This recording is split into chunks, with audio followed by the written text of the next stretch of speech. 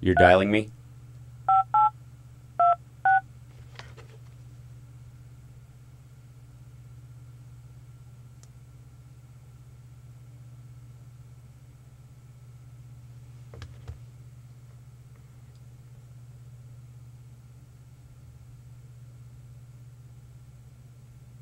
All right.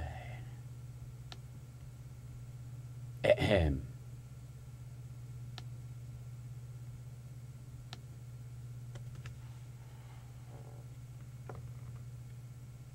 I love tech issues. All right.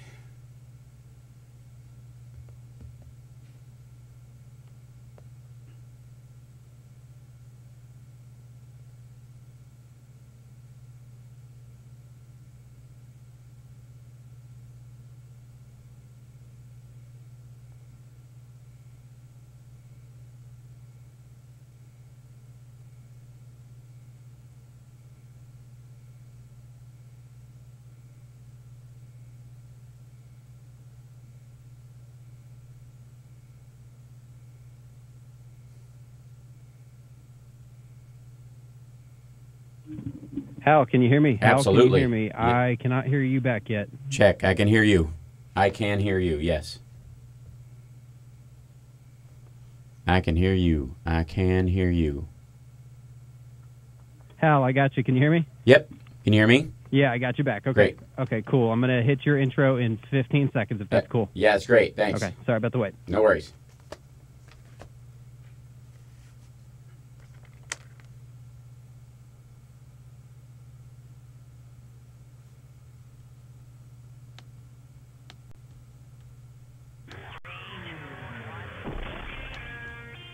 I have come here to chew bubblegum and kick ass. And I'm all out of bubblegum.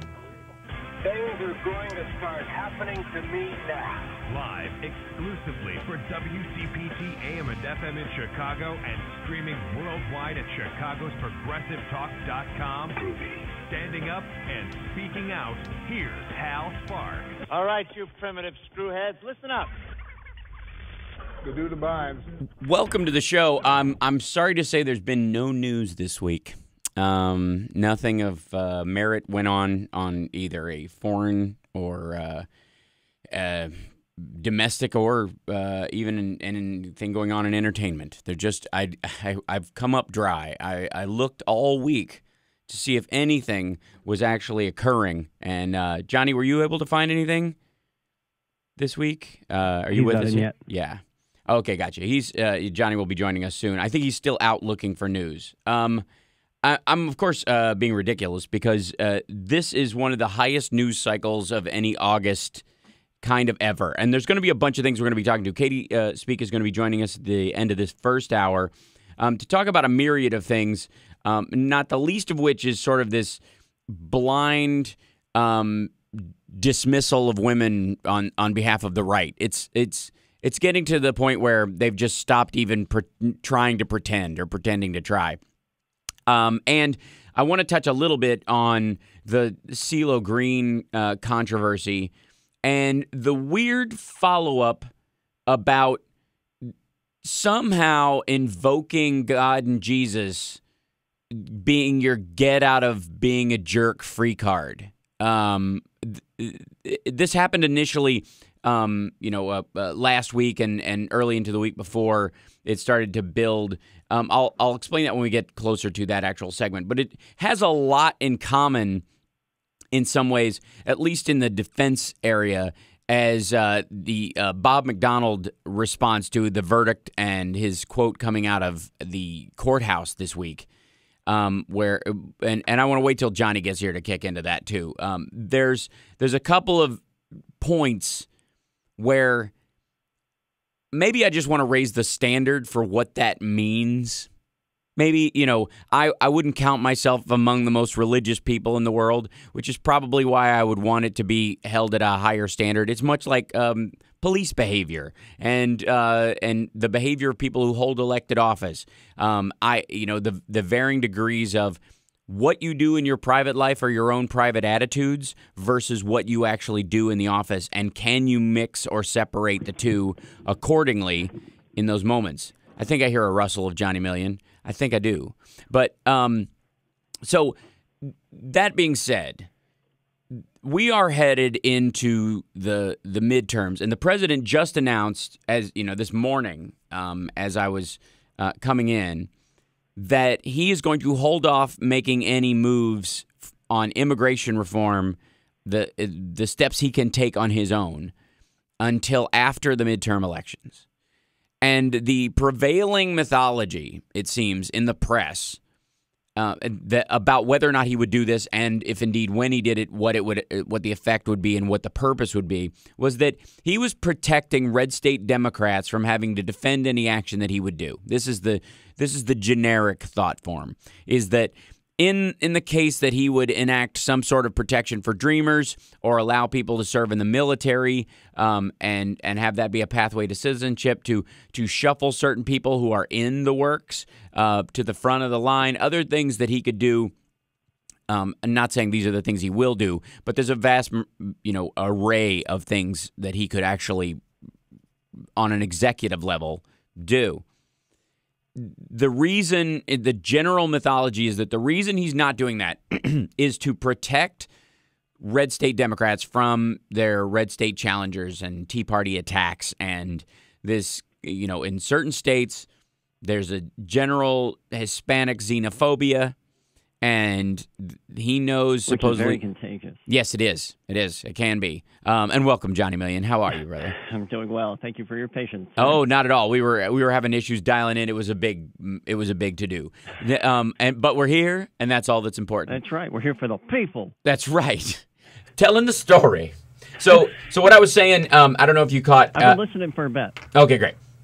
So every time I turn around, the idea of the president taking specifically immigration action was that he wasn't going to do it because it would harm these Democrats, the Mark Pryors of the world and people like that, and that it would to protect them, he's going to hold off. I think that there's an entirely different tack going on. Who's proposing that idea, though? Everybody from Joe Scarborough to Fox News to I think Andrea Mitchell actually said it. There's some business from Chuck Todd about it. What's Chuck Todd doing hosting Meet the President? I know. It's weird. And by the way, Andrea Mitchell did it for a couple days as fill-in. Please. Yeah. Don't get me started. There should be she should have to have a neon sign behind her saying, "Is Alan Greenspan's wife?" That just flashes every time she says anything, like Matt. All right. Not that She's you a can't. Better journalist than you've ever looked at before. Right. Oh, she's amazing. Yeah. So the idea in many ways that why Chuck and not her? Why Chuck and not Rachel? Quite frankly. Don't get me started. So, anyways, that being said, the crowd is, and this seems to be the inside pundit. The people who go, I've spoken to congressional insiders or aides, and they believe that the president is acting because of blah blah blah.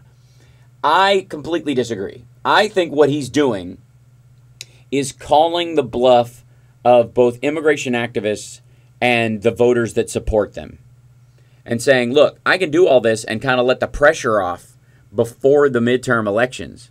Or I can remind you that anything that I do could be overturned by the people you vote in. Right.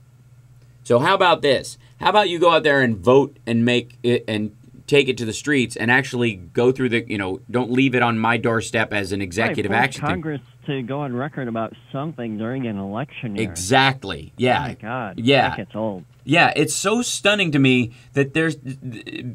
First of all, the president. This is the current volleyball with the president. Is that he's an imperialistic king, head of state who believes that he's above the law. Who's not showing any leadership. Right, exactly. Okay, you cannot have it both ways. No, you cannot. You cannot say that he's weak on terror and have him on record as killing the most terrorists. Right. Well, apparently, you can say whatever you want if you're Louis Gohmert, but if you're anyone but Louis Gohmert, you have to. Your house has mirrors. And that weird tax guy? Huh?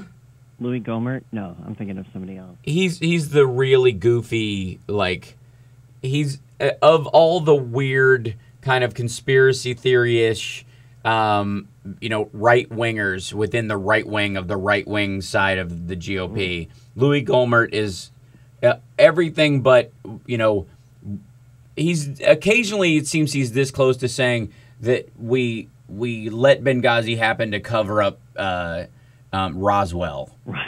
You know what I mean? Roswell, yeah. Like that's he's that close, and he does a lot of yelling, and he's very simple-minded, and it's nearly sad. I think it's what is it? Crooks and Liars who calls him Goober Gohmert every time he comes on. But is he like the square-headed dude with the slick back? No, he's bald. Yeah, he's worth a Google. I am going to use a computer. Which then you'll go, that guy. It has one of those things where you can look up things and avoid these dinner conversations like, was he the... Right, exactly. Thanks. Since we're doing it on the radio, that might be helpful. On the radio. Hello, everybody. Right. Technology-driven. Right. So this is the prevailing mythology, I believe, is that everybody thinks that he's doing this to protect, 5 or 6 red state Congress people and a couple of senators, and give them cover because these are the states where people feel overrun by Hispanics stealing their jobs. They come in here and they steal our jobs. They do good work. Yeah, and they do more for less, and it's okay. And in certain areas, by the way, where there is a simple solution, which is, and this might be one of the things that the president could really do that I think he could do before the election that would help the circumstance, corner the Republicans on an issue and make them defend an indefensible position, is that he could work with Eric Holder to double down on prosecutions of employers who hire illegal immigrants to do work. That like construction and some non-migrant food work and right, yeah. If you went that direction and said, "Look, I'm going to enforce this," yeah, we're gonna double down on the enforcement of that. Not instead of just raiding the factory as ICE and blaming the workers for just needing to feed themselves. What we're going to do instead is make sure that nobody hires over the heads of the American worker.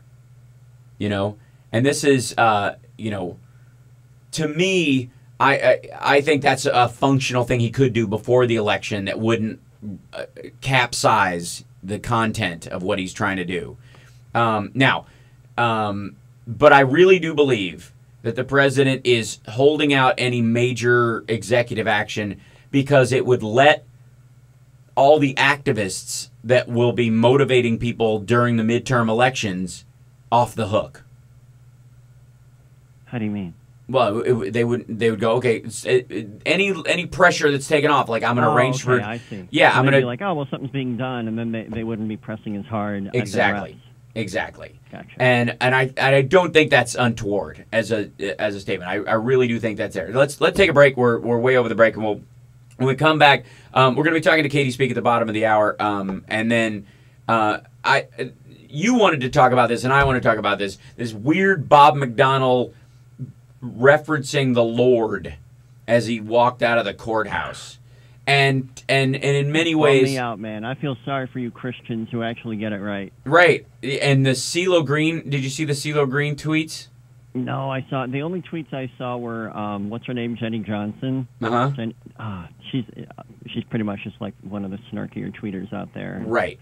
And she said something like, "I can't imagine consensual sex with CeeLo Green." Right. Well, that's making light in many ways, and I don't fault her for this, but that's making light of something that's probably the creepiest take on drugging someone into submission that I've ever heard in their life. I don't know the details. We'll talk about it. If I'm When we come back, we're going to dovetail into that conversation. Yeah, but the whole I'd rather hear thing from you. about invoking the Lord to somehow, like, immediately, as if it lays your sin on your God as opposed to removes it, which is I guess technically what people would be shooting for. We'll be back right after this. It's too murky a conversation to try and rush. We'll be back right after this. It's the Housemarks Radio program, Mega Worldwide.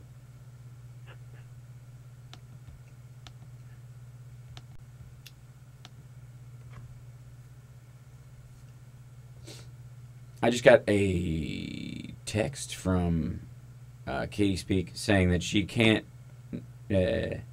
She could only hear Johnny. She couldn't hear me, and then hopefully that's just because it's taking time to come through. Hey, Hal. Yeah. Hey, sorry, but we got some things happening. I'm trying to fix. We got the AM down for some reason, and I've got nobody to screen callers, so I'm trying to make sure. And for some reason, I'm only getting you in one signal. I'm getting you a mono instead of a stereo. Can you check on your end if the board op has you in stereo? I am going out in stereo. Okay. Yep. Okay, let me go through it on here and see if I can get you guys fixed. Cool. No worries. Okay, it wouldn't thanks, be the Housemarks Radio program Mega Worldwide without a lot of technological hustle. Right. Thanks, man.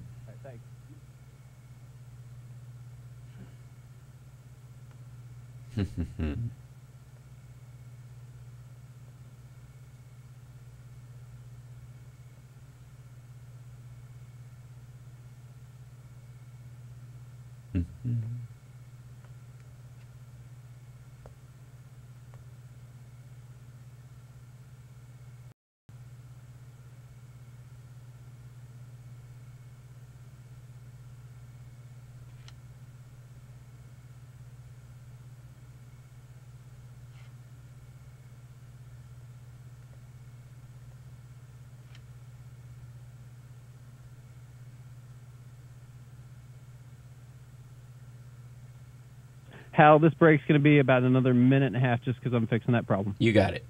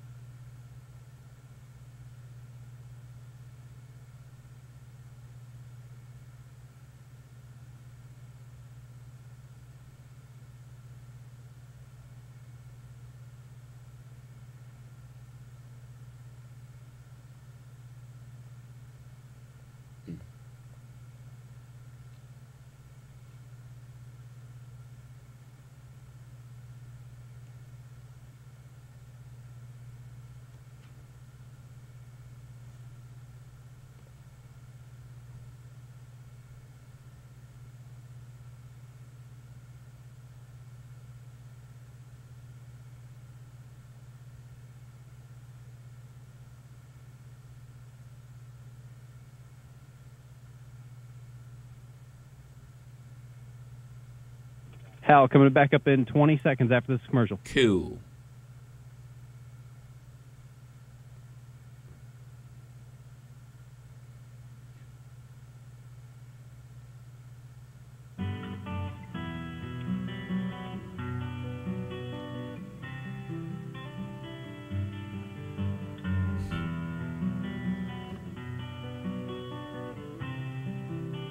You should be back. I agree. Welcome back. When the children cry. Little child. Oh, dry your crying eyes. We're going to talk about...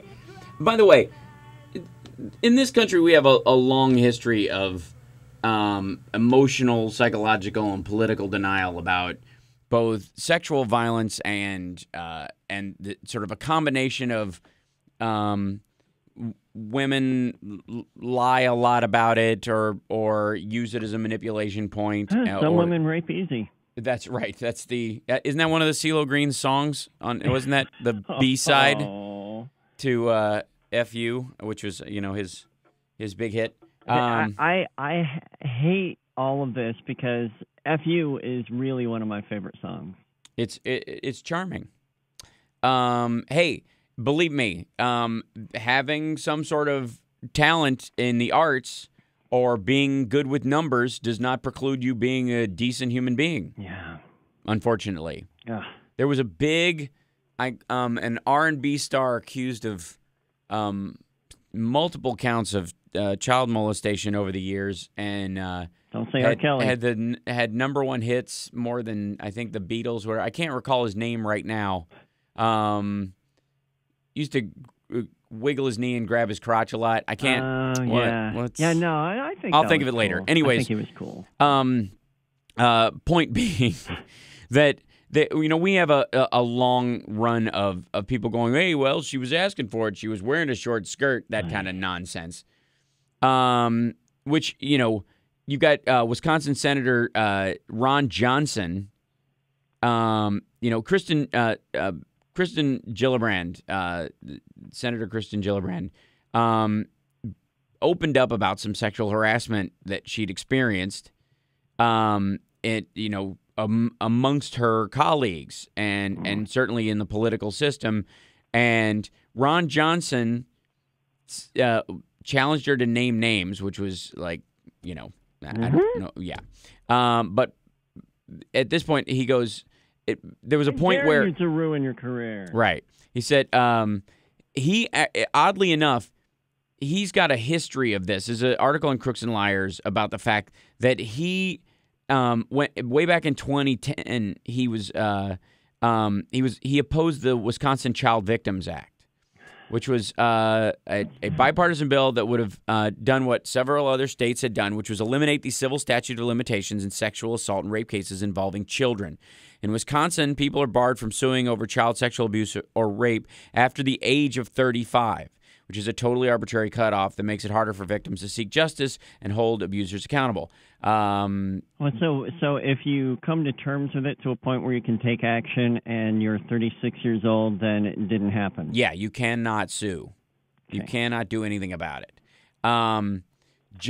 Johnson opposed it. And this was his reasoning. He was worried for, quote, the other victims, which is, it is, and by the way, I thought when I heard that he meant the abusers, like being falsely accused or having to deal with something that was in the past. That's where my head went when he said other victims. What he meant, he said, it is extremely important to consider the economic havoc and the other victims the law would likely create. Who were these other victims? The employers of child abusers.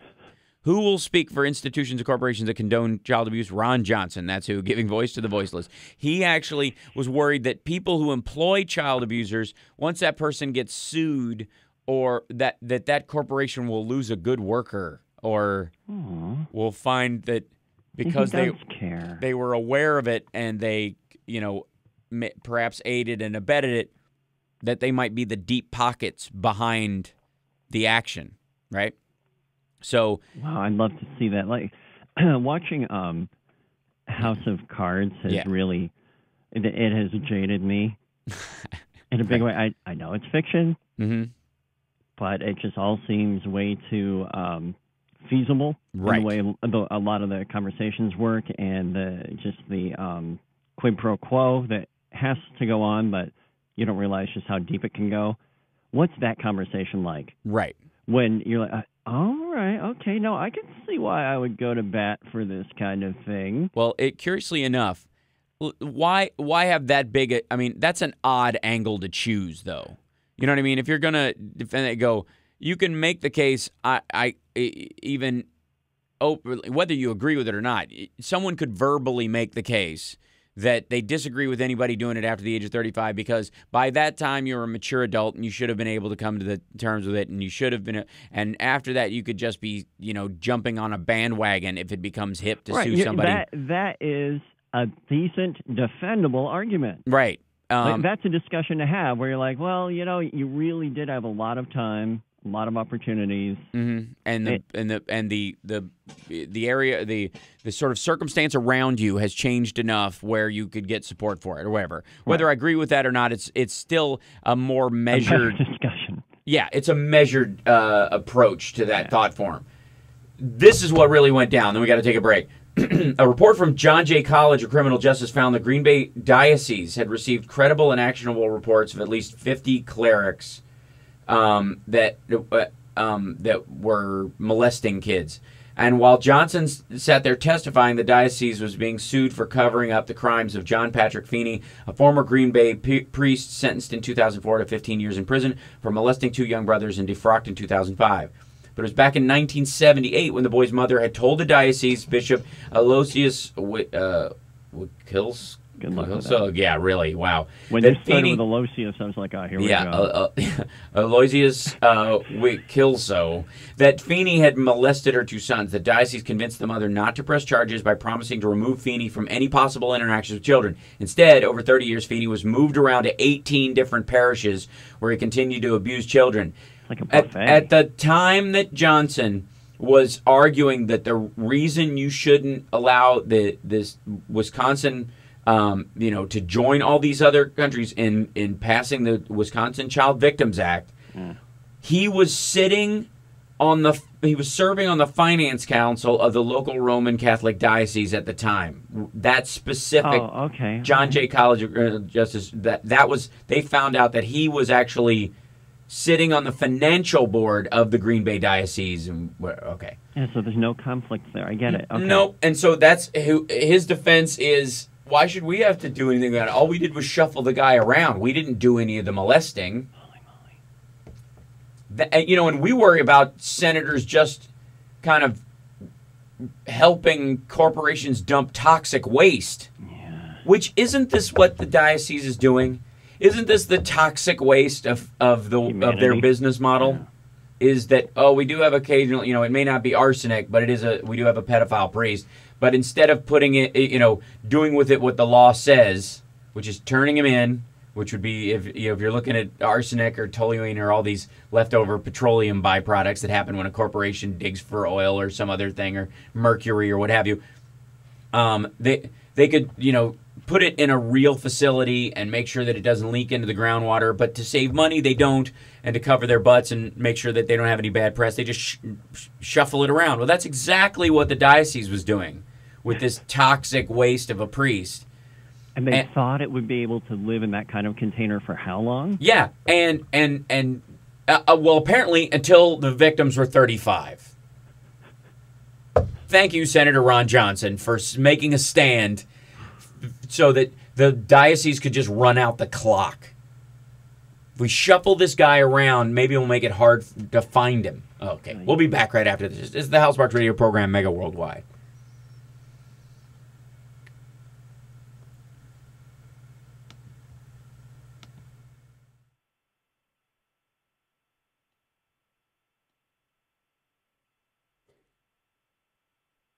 I'm riding the brakes on this. Sorry, guys, because we're over on this.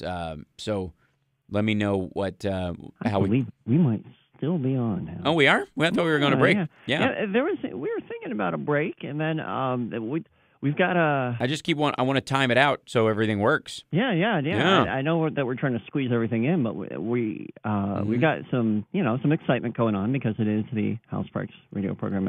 Is Chris still running around the studio trying to plug and replug stuff? I don't. In the normal windows, I would look through to see a panicky engineer. He's not there. I don't see it, so we might have to have let's roll right through this then. I'm we'll cool with that. And then we'll just pile in with our understanding listeners. We'll pile in some more commercials at another point. Exactly. Yeah, we'll make sure that the station gets paid for because it's more important on the progressive side than it is on the Pocket's not as deep, thank you. Which is why we've got a one-man juggling station. Yeah, a one-man station with a poor dude juggling chainsaws with not a ton of experience. But he's doing it, man. He is, absolutely. Dennis needed a break this week, and Chris is sitting in for him. I don't believe that Dennis has ever had a day off. I don't think so either. Because even when we take the day off... He's probably outside on the tower right now. He put him inside the building. Well, when we get a day off, he doesn't. He's here. He's the guy running the tapes. Right, exactly. I had to take a special day last week just for timing. Timing. Oh, by the way, did you look up Goober Gomert yet? Did you see what? Should I? Is that a capital G? Yes. I was just thinking about that. I just keep, every time I see Louis Gohmert say something, I keep expecting the fence behind him to smack him in the butt. Oh, he's the asparagus guy. Yes. That's right. Yes, you remember him. So, yeah. Louis Gohmert Jr. Right. Hey, I see Chris from here. Right. I can see Chris. So Chris, should we sneak in that break that Hal was trying to go to right now? Yeah. Oh. Yes. Yeah, sorry about that, guys. We were just getting our AM. We had a little AM issue, but it's all fixed now. So everybody out there in Radioland listening, it's all good in the hood, as they say. AM has returned to its rightful place in your, that was worth it. In your ear holes. Okay, we'll be back right after this with these real commercial breaks with more of the Hal Sparks Radio program, Mega Worldwide. And we will eventually be able to get Katie speak on the air as well. But you got to look up the Gohmert quote while we're in break, Johnny. We'll be back right after this. Okay.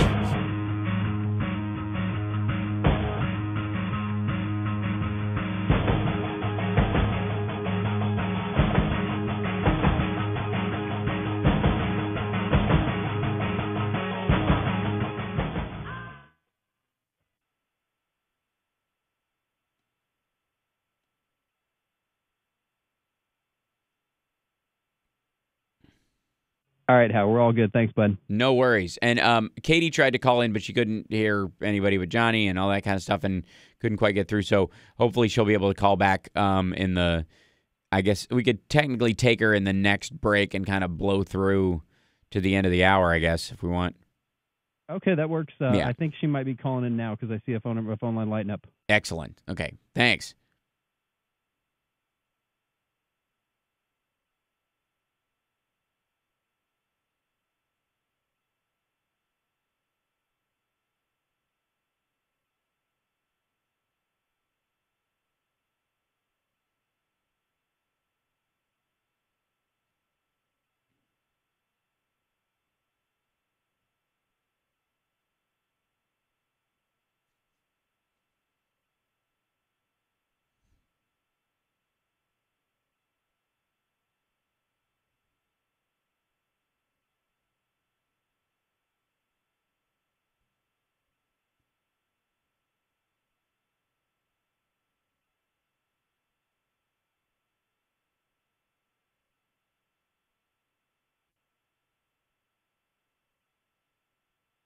That was not Katie House, so we're still working on getting her for you. Okay, thanks.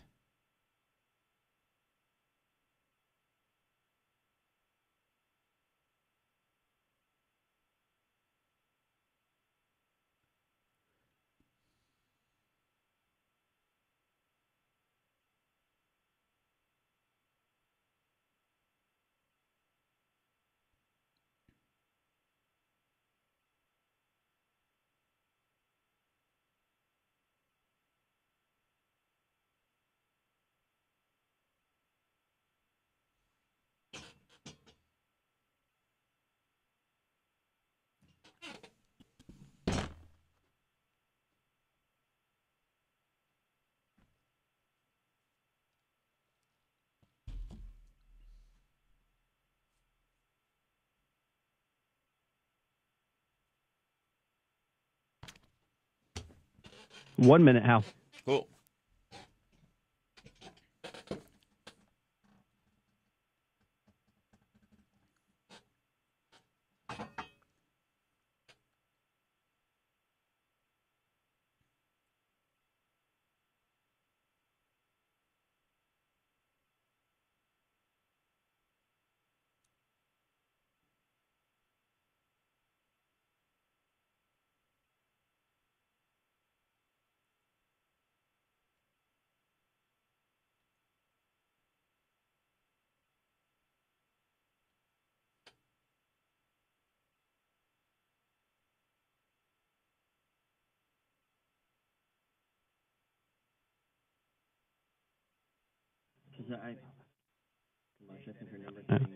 10 seconds to come back, Hal. Cool.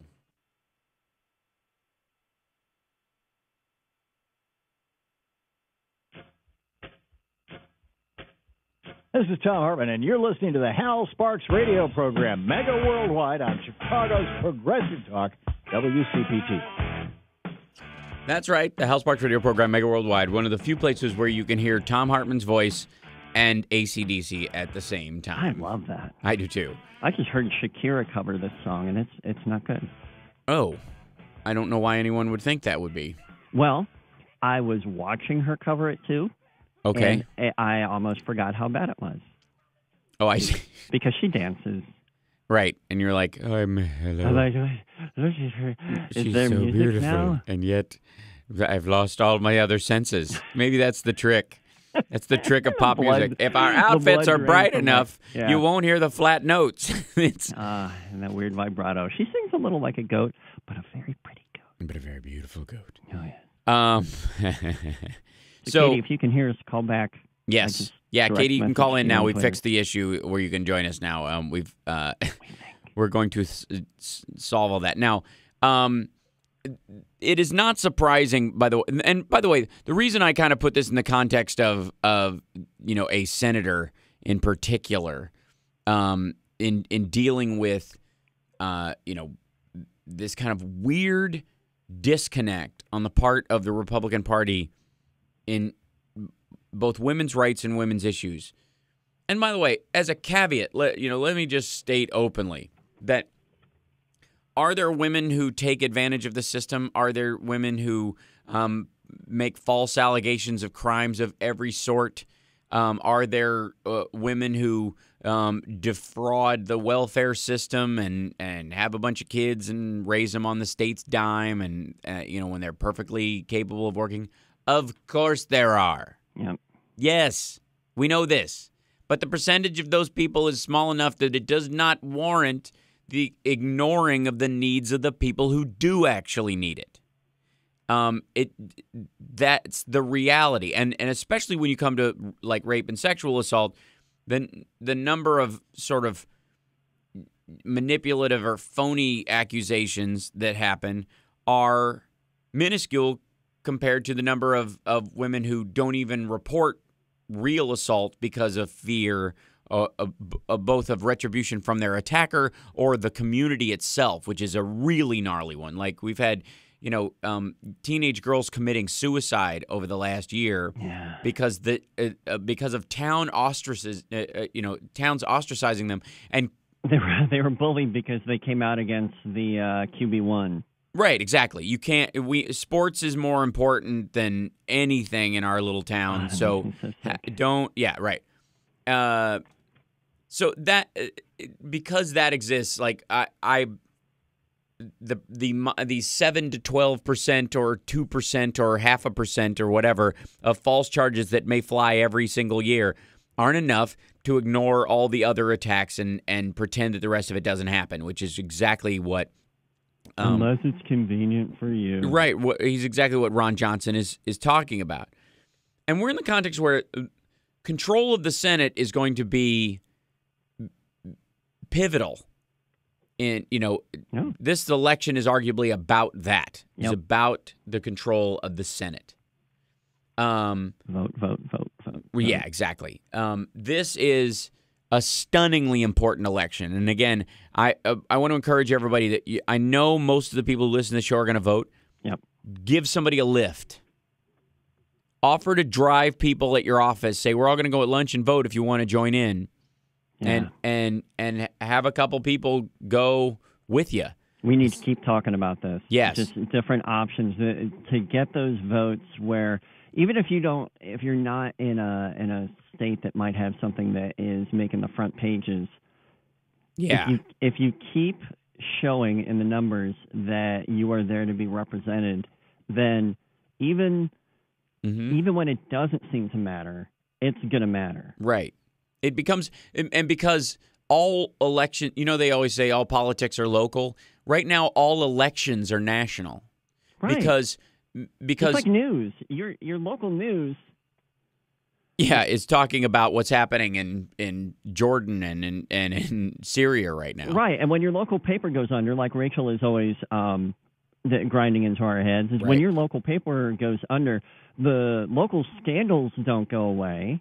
Right. There's nobody there to report on them, though, because there's always bigger national news. So get behind your local paper's firewall or subscribe to your local paper, because those local papers, that's where the national stories come from. Absolutely. That's how Bob McDonnell got upended. Absolutely. And that's, and by the way, I don't know if we've got Katie. Let me know if she does. No, but you know what? We do have, we got Carl, Nashville Carl. Okay. Yeah, we can bring Carl in real quick. Because we may have to get to. I know Katie has to go to a meeting, so I wanted to get her in this hour. But let's grab Carl real quick. Cool. Yeah. Hey, Carl. Hey guys, how's it going? Good. Hey guys, how's it going? Doing well. You know, this telephone call is not for you all. It's for the people who complain about President Obama the most. That complain that he's not the empty head that George W. Bush was, or he's not the feel your pain, face empathy of Bill Clinton, the bimbo. Nah. You know, sometimes it's okay to think before you shoot. Right. That is driving me crazy right now, Carl. I have to say, and I won't cut you off. I'll let you mention it. But this idea that somehow David Brooks is like, we need to be leading in this or whatever. Well, why does leading always mean we have to be the first in there with tanks and soldiers? Like, that's their only version of leading is bombing. That's like, it's everything is a nail to these guys. Absolutely. And we have to be the biggest hammer on the block. And here's the thing. Andrea Mitchell last week on Meet the Republicans asked. That's not fair. Meet the white male Republicans. That's what it is. Meet the white male Republican. That's the name of that show. Right. Asked a guy from the Heritage Foundation, do he think that the president is being weak when he says he doesn't have a plan for Syria? And I'm sitting there thinking to myself, wow, I didn't even want to hear the answer because I knew the answer was that was enough for me watching Meet the Republicans. It's incredible. And now all of a sudden, now they see it. And like I told you last week, I hated that I had to defend George W. Bush all of last week because I had to. If I'm going to be real with myself, if I'm not going to be an evangelical Christian, and I have to be consistent, I must defend George W. Bush because the same people who dogged him over the past 5 or 6 years because of the ill-gotten war in Iraq, they were cheerleading Barack Obama to go into Syria. Right. And I'm so glad that he said, you know what? I'm not going to let you, John Kerry. I'm not let you, Pentagon. I'm not going to let you Republicans push me into doing something I don't want to do. Because you know what? You see these 300 million people behind me, they don't want to do this, and I kind of work for them. Right. And it's just a brilliant strategy. That question, by the way, by the way, that question that Andrea Mitchell asked had so many false premises in it. To start with, does it, the idea that does it bother you that the president doesn't have a plan on Syria? The reality is.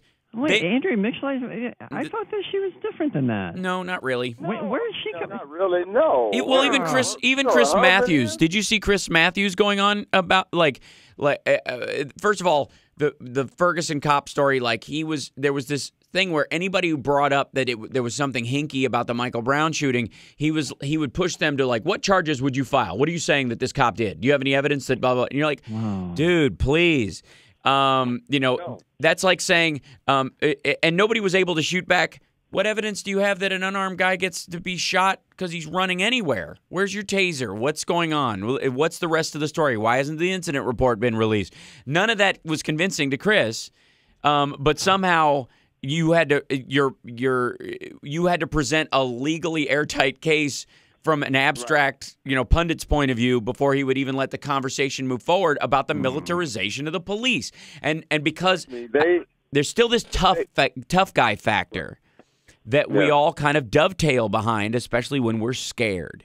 And when exactly. I mean, this ISIS, them being those guys being the biggest threat to America is the biggest damn joke I ever heard in my life. You got a bunch of guys, some of them wearing sandals on the back of small Toyota trucks with 50 cows.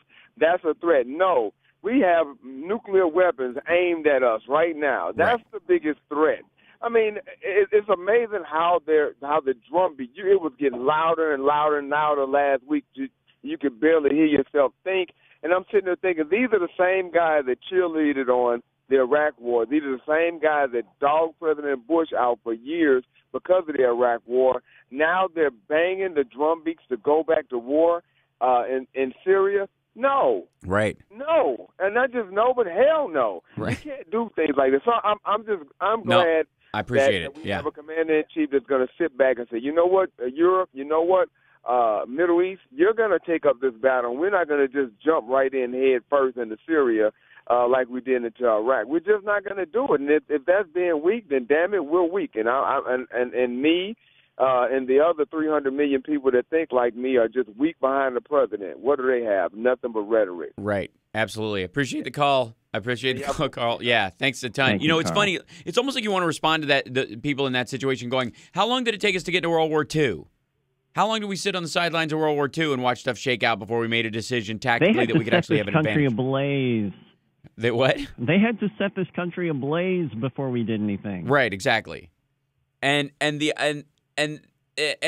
know, the same people who are saying we should be in Syria right now, both bombing and have boots on the ground, would have supported the strategy to not get involved in Europe until Pearl Harbor. There is a stunning.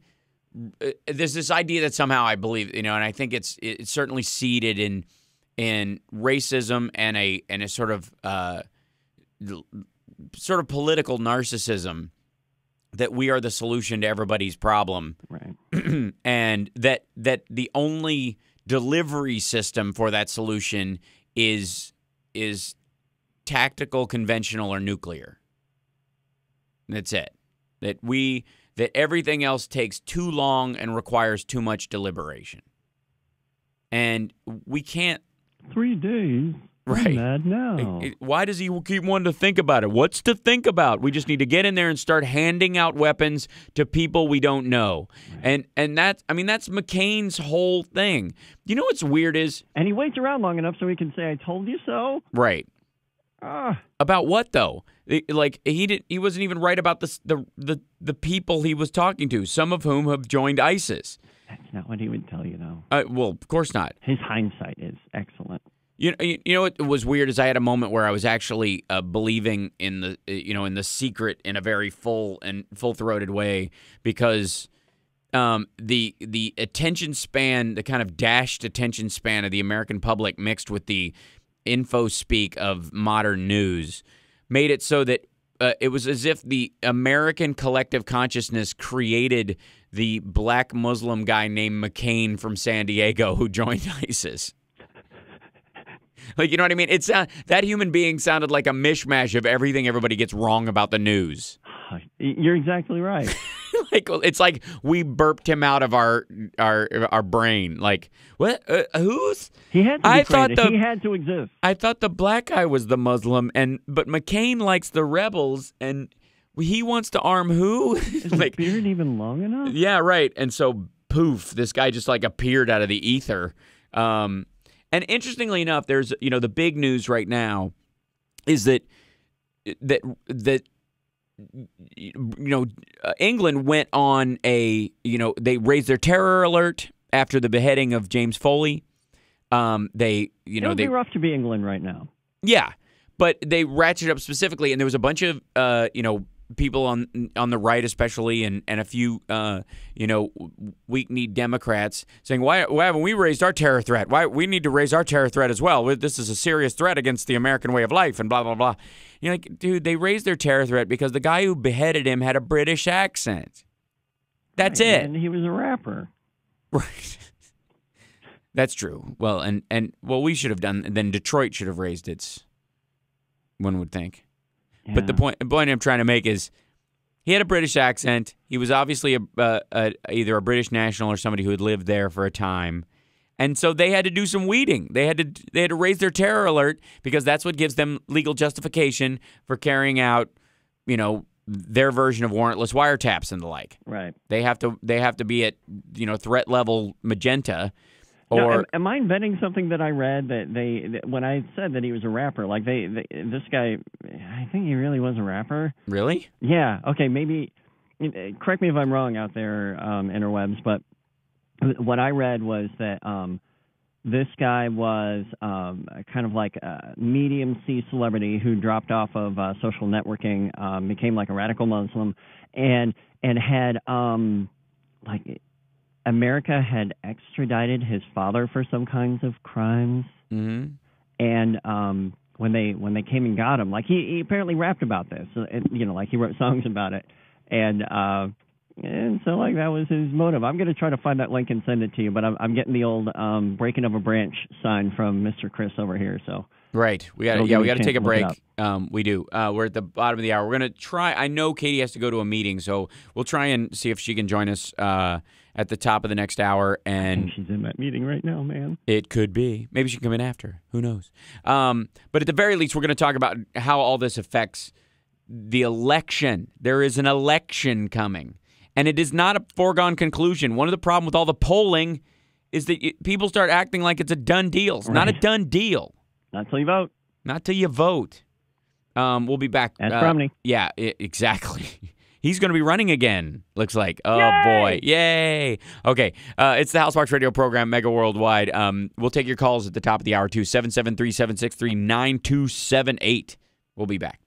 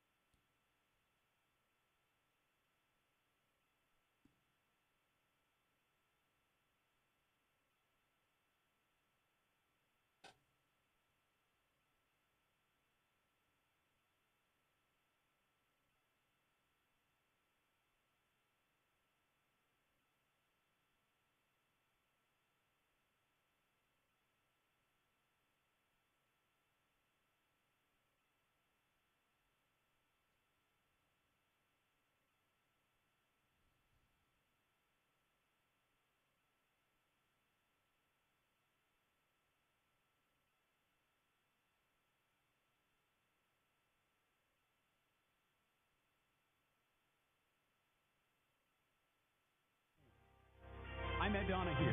At the NATO summit yesterday in Wales, President Obama said he intended to take action on immigration reform. This will be part of my reading, taking a look at some of the specifics that we've looked at, and I'll be making an announcement soon. An announcement from the White House came today. President Obama has decided to delay any executive action on immigration until after the November congressional elections. The reasoning, it would politicize the issue and hurt future efforts to pass a broad overhaul.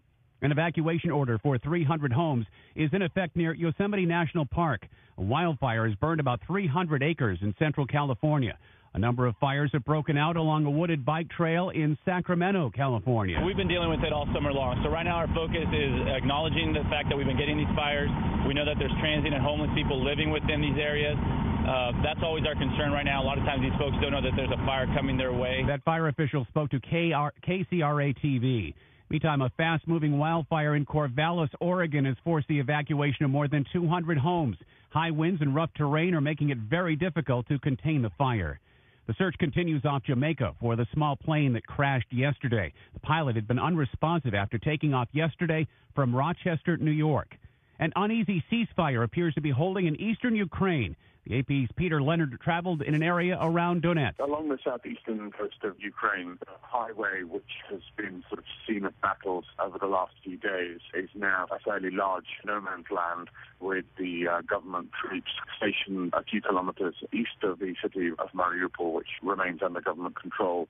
The rebels kind of around 20 kilometers further to the east. The ceasefire agreement was signed yesterday. People in Sierra Leone are being ordered to stay inside their homes for 3 days later this month as part of an effort to stop the spread of Ebola. This is AP Radio News.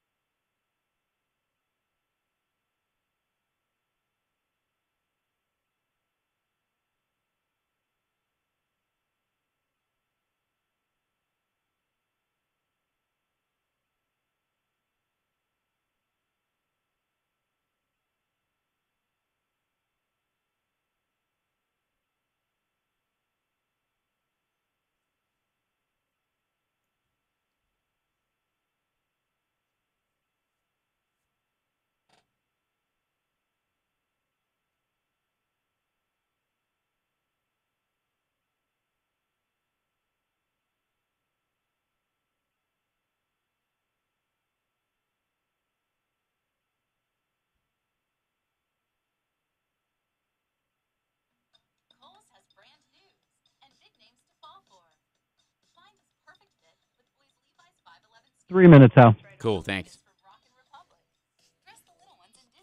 Oh, whatever. Get on with it.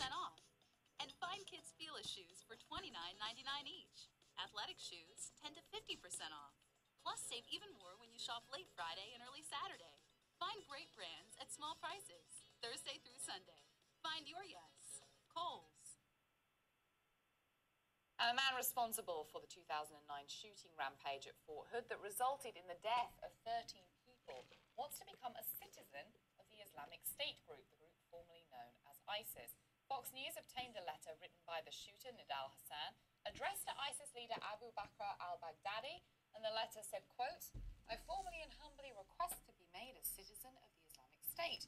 It would be an honor for any believer to be an obedient citizen soldier to a people and its leader who don't compromise the religion of Almighty Allah to get along with the disbelievers. According to Hassan's attorney, the letter was written in the last few weeks, and he told Fox News that it, quote, underscores how much of his life, actions, and mental thought process are driven by religious zeal.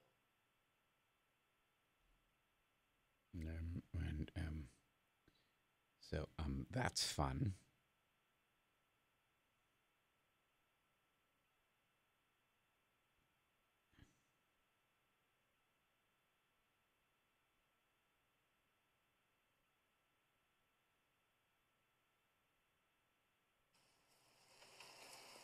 غطيني ابو حذيفه. زلمه شو بتسوي؟ غطيني من ورا ظهري، غطي فراشي استنى.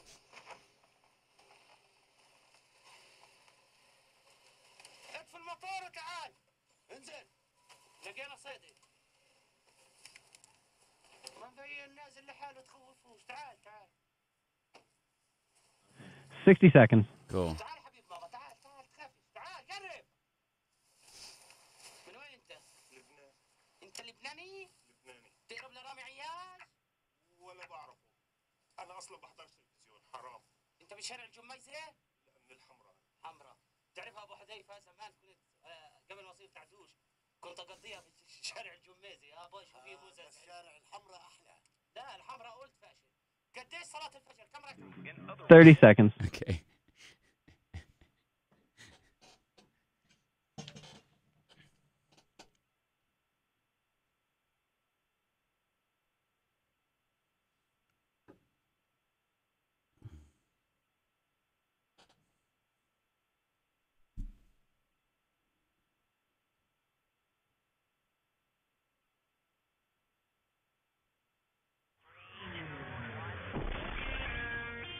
I have come here to chew bubblegum and kick ass. And I'm all out of bubblegum. Things are going to start happening to me now. Live exclusively for WCPT AM and FM in Chicago and streaming worldwide at chicagosprogressivetalk.com. Standing up and speaking out, here's Hal Spark. All right, you primitive screwheads, listen up. To do the binds. Welcome back to the show. 773-763-9278 is our number. And by the way, you can call in to talk about any of the topics we're talking about today. But at the very least, I would love to hear from you. You know when some people call in and they go, I'm George. I'm not going to take it anymore. Huh? No. I'm George from Lincoln Heights or whatever, that kind of thing. I would rather hear where your polling place is. Interesting. Yeah. Do you know what your polling place is? Exactly. That's what I mean. Do we want to know what Steve from Gold Coast polling place is? Because he's on the line. Absolutely. All right, yeah. Hang on a moment. Cool. Please work. Steve, you on? Yes. Hey, Steve. Welcome to the show. Do you know where your polling place is? Yes, I do, as a matter of fact. I'm here in the 43rd Ward, down the street from my home. But in any case, well done. I wanted to make the point with regard to this question of the election, which is something that you've already stated, but I wanted to reiterate. We cannot begin to emphasize how important this is, and that I would argue that the upcoming election is more tactical than it is strategic, and that I don't think that the Republicans can win enough seats in either the House or the Senate to negate a presidential veto. It's not as if they're going to be able to repeal Obamacare or whatnot. but they can be a hindrance to good legislation. Now, make no mistake, if you sort of look at the long-term outcomes in terms of elections, the Republican Party is on the ropes in this country. You know, they're a party that was the product of a coalition that is really dying out in terms of older people and so forth. So, you know, this is their last chance before, you know, you get a coming of age of people in the Hispanic community, of persons who are starting to come of age in terms of being aware of their power in terms of voting. You know, when you're 20-something, you have the power to vote, but you don't necessarily exercise it like a 50-something-year-old does. You're not watching Fox News or MSNBC at night. You're doing other things. But as that generation comes of age and they realize that their interests are much more aligned with the Democratic Party than the Republican Party, you're going to see a major shift that I would argue, as many others have, that the Republican Party is going to become a regional party in the South, by and large, with a few other states in the West and so forth. But other than that, nationally, they really are in danger of becoming a non-entity as far as their significance. Having said that, that's the long term. The short term is that if you don't get out and vote, they have the ability to be obstructionists. And you get to wait another year or 2 or 4 or 6 and so forth before we address the issue of, you know, incredibly large amounts of student loan debt that people in this country are carrying. You know, long-term care for the elderly, minimum wage, all of these things which can be addressed sooner. But, you know, you're going to continue to pay monthly if you have student loan debt every month and every year until we do something about it. And you can do something about it now. I would argue that something is going to be done about it eventually. Mm-hmm. We don't need to wait for eventually. We can do it now. And also with regard to this question of what's happening in terms of Syria and ISIS and whatnot, I mean, you know, it is a sort of a funny, shall we say, you know, drama in that when you look at the people who are sort of banging their shields for war, yeah, these are the same people who are talking about arming these people because, you know, they hate Assad. And they hated Assad, right, so let's arm them. Oh, but wait, these are the people who now became ISIS. Well, no, their response is, well, we need to vet people. Just how does one vet a militia? Right. Okay, you want to? I see. You don't like Assad. Let's see. It's our favorite. You got a mask on. You have no problem killing Sunnis. You have a pickup truck. Yeah. So you don't mind Christians. Christians are all right with you. I see you have a 6-month gap in your resume. You've got, where were you? Guantanamo Bay. Okay, we can overlook that. I mean, how do you vet, you know, these people? It's ridiculous. Well, you can't, and that's why most of what we're dealing with in our Middle East conflicts, the vast majority of them are blowback caused by previous actions, both direct and indirect, you know, actually attacking people and bombing cities and doing the like, and in other ways supporting tacitly or overtly, you know, groups like, you know, some rebel faction in an area that once they reach a zenith of their power in a region, suddenly turn awful, Saddam Hussein style, and start becoming the oppressor. Exactly. And I think, you know, when you talk to people out there, you know, when you're having this sort of water cooler discussions, you know, tell them, you know, if they're conservative, you know, their so-called god of the conservative party, their godfather, Ronald Reagan. Ronald Reagan was someone who is more akin to Barack Obama than he is to any Republican that's currently advocating for intervention. Ronald Reagan was someone who, you know, fought the battles he knew he could win. And, you know, when the Marines were bombed in Lebanon, you know, in the 1980s, he did not say, you know, by all means, let's drop 100,000 Americans into that conflict. No, he said, you know what? This is not a good place for Americans. This is not a conflict that we can win by any measure unless we're prepared to be here for the next 50 years. And he left. Right. You know, Ronald Reagan, for all, you know, all the pontification of Ronald Reagan, you know, in terms of the language he used, you know, and that he was a warmonger. Ronald Reagan, you know, quite frankly, didn't engage in very many conflicts. And for good reason. I give him credit in that sense. Well, and he was engaged in the, you know, the arguably the biggest one of our lifetime in terms of the Cold War, that took a lot of the kind of strategy that actually President Obama is showing right now, which is stop acting on it and start thinking about it. Right, exactly. In other words, he didn't say, you know, by all means, you know, let's be prepared to launch tomorrow. No, what he said was, you know what, I am prepared to have a discussion to talk about, Reykjavik took place because of that dialogue that he was willing to engage in. He was willing to trust that the Soviets were going to disarm, that we were going to disarm, that we were going to turn down the temperature on this Cold War. And this is the kind of thing that nobody's willing to talk about today, as if somehow you're going to bomb people out of existence. I will concede the point that bombing can degrade the capacity of a group such as ISIS because they're not a nation state. A nation state has the ability to go out and reproduce the tanks that you destroy again today, tomorrow. ISIS doesn't have that capacity. Everything they have, they've taken from existing nation states. So once you would degrade them in that way, they're not coming for America or any other nation, by the way, with an AK-47. You don't take over a nation with an AK-47 and a rocket-propelled grenade. You need tanks. You need artillery. Exactly.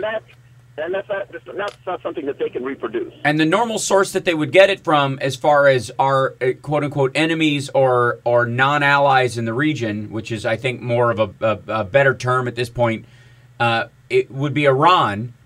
And they're on our side. Yep. Exactly. This is the biggest bridge. Exactly. ISIS is not like everybody else. That lumping all these people together, they are persona non grata among the crazies. Right. If you're too crazy for the crazy. Exactly. When Al Qaeda starts saying to you, "You're too radical for us," that says something. Absolutely. Let's take a break, and when we come back, we're going to take some more callers. Thanks a lot, Steve. I appreciate it. 773-763-9278. And don't forget, when we pick up your call, mention your polling place. I want to know that you know where your polling place is. We're not quite ready for a break. Oh, we're not? We got it. Okay, now we're ready for a break. Chris is back. We're good. You have to show me the big red button that puts us on break, Chris. Is there one? Is there a big switch like that ad where the woman shuts off the lights at the White House? Did you see that? No, but oh my gosh, say do not touch on there, because that's the kind of button I'd reach for. Yeah, right. So wrong. All right, we'll be back right after this. More of your calls. 773-763-9278. The bottom of the hour, of course, our happy ending. And I got a good one today. We'll be back.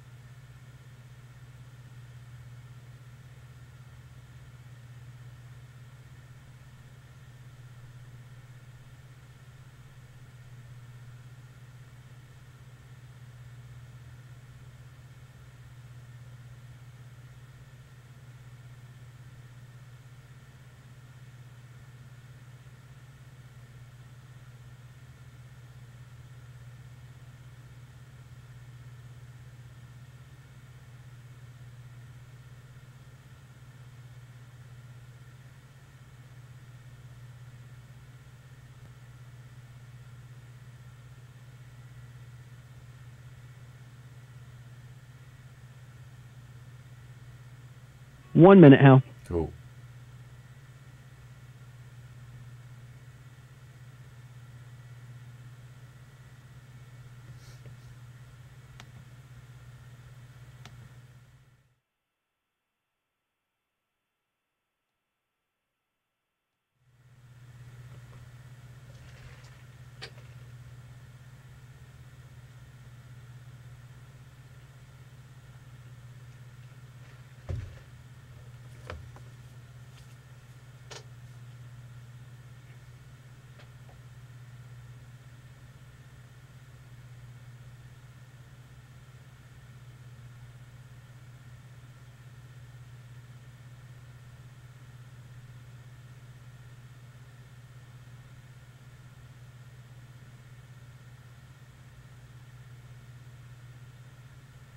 This is Tom Hartman, and you're listening to the Hal Sparks radio program, Mega Worldwide on Chicago's Progressive Talk, WCPT.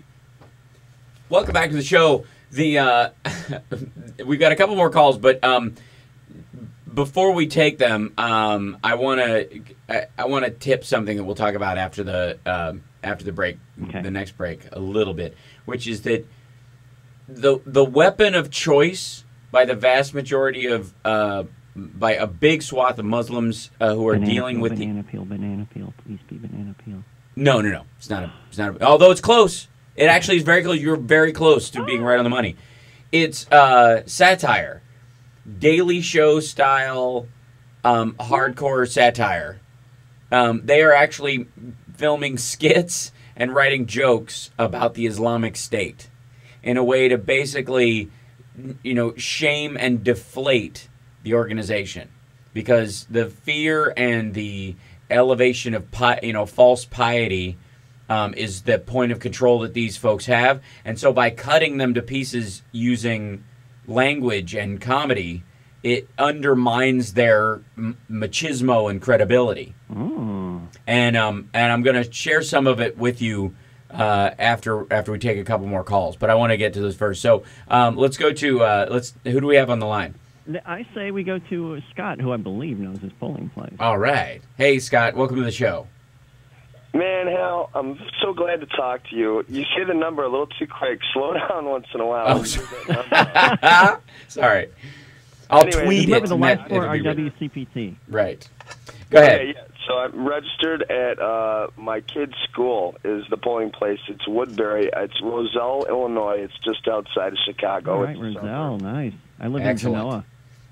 Okay. Well, anyways, I agree a lot with what the last caller said. Although he wouldn't let you get much word in edgewise, he was very an intelligent caller. Good call to take. We love Carl. Oh, no, that was Steve. Sorry. Yes. No, it's okay.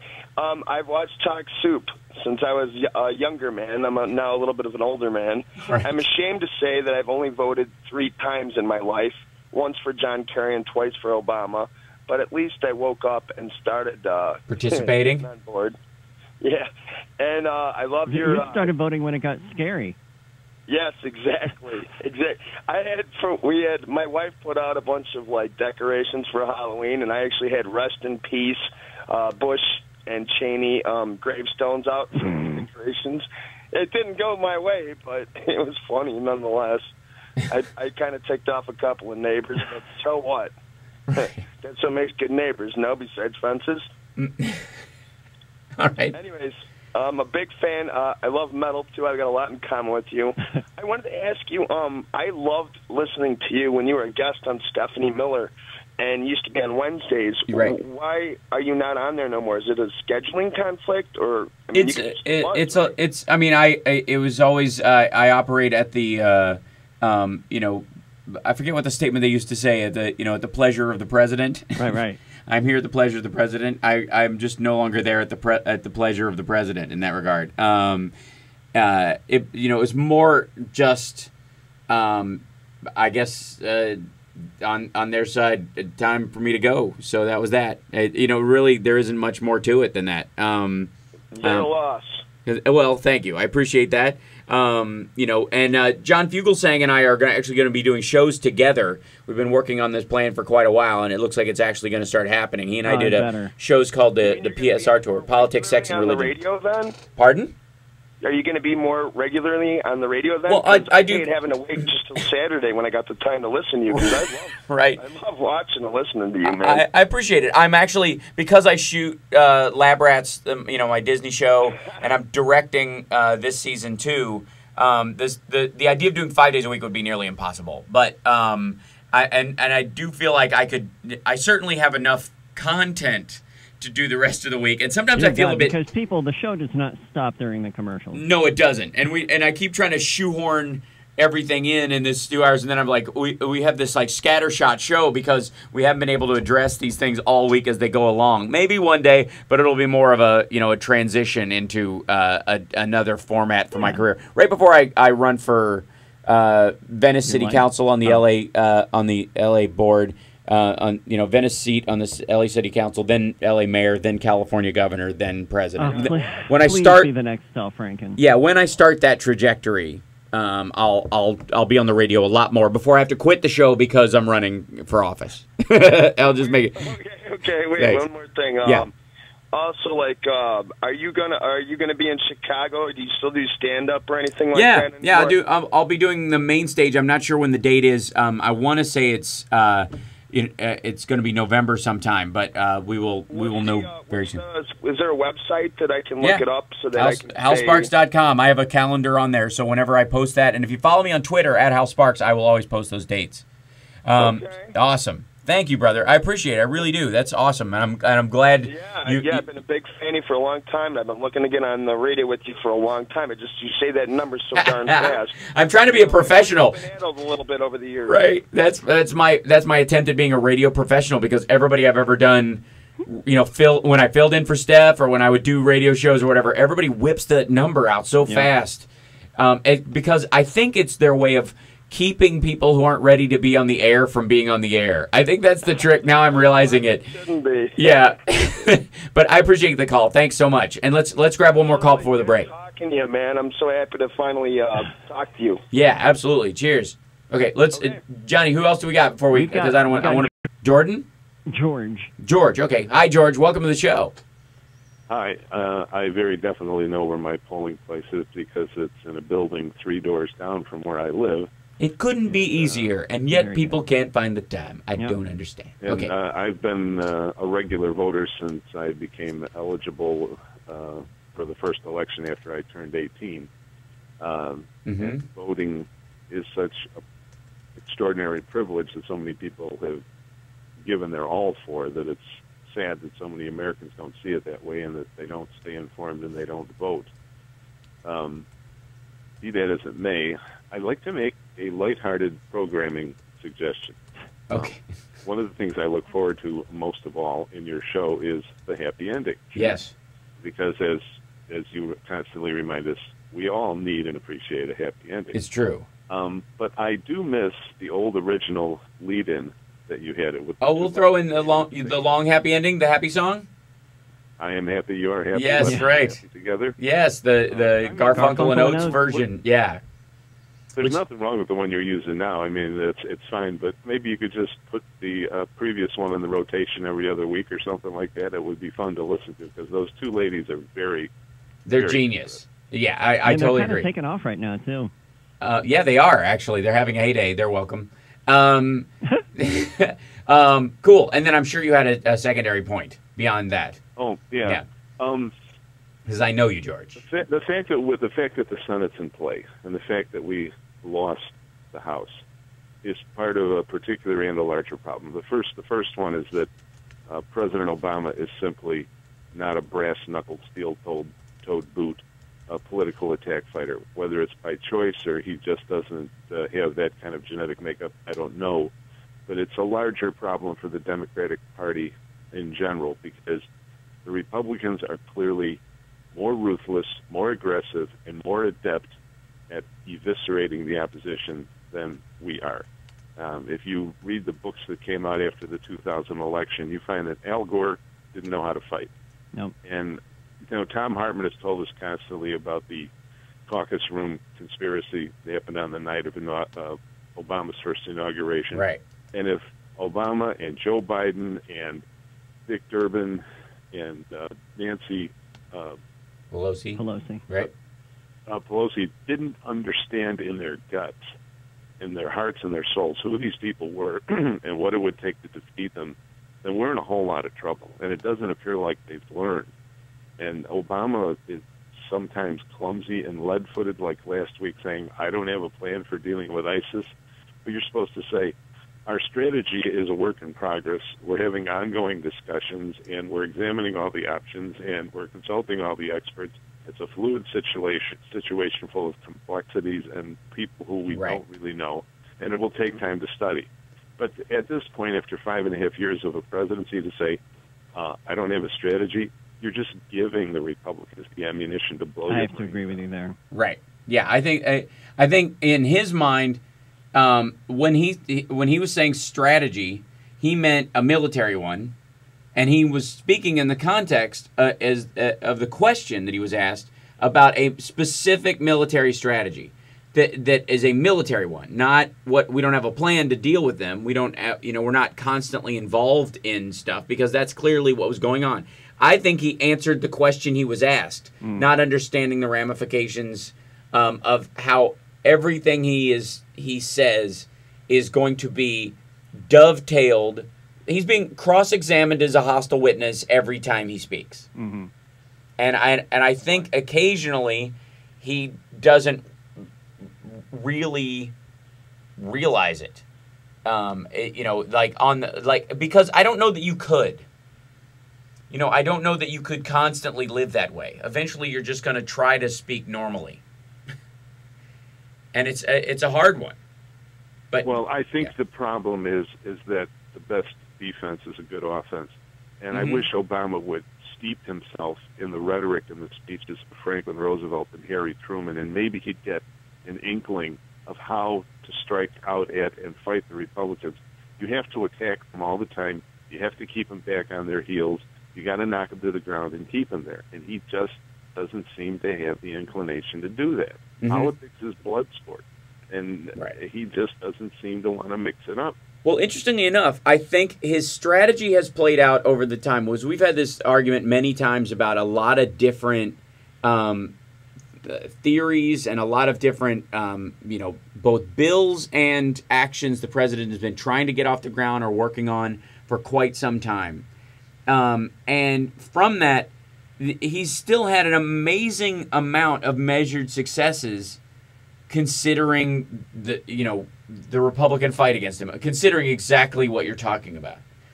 And it's almost like he plays rope-a-dope in these situations. Because I think the tendency is, for the American public, is that we'll complain about something, kind of softly, until you attack it overtly. And then the vast majority of people, in an attempt to be socially pleasant, will go, well, I mean, he's not that bad. Don't be mean. He's just, I don't know, because somebody will sit, it's like you're sitting at a lunch counter, and you're going, somebody's going, oh, the president's messing this up or whatever, and you go, yeah, well, I guess we ought to, this is a serious situation. It would be nice if he, said something. You're just kind of tacitly filling in the gaps in a conversation you're not that involved in. Right. And then the other guy goes, he's a Muslim. He's a Muslim and he's here to take our guns. And you go, whoa, wait a second. And it's almost like the president rope-a-dopes those freaks into mouthing off so that the vast majority of American people, it's still, as low as his popularity gets, it's still buoyant and strong compared to other presidents at this point in their presidency, including Ronald Reagan.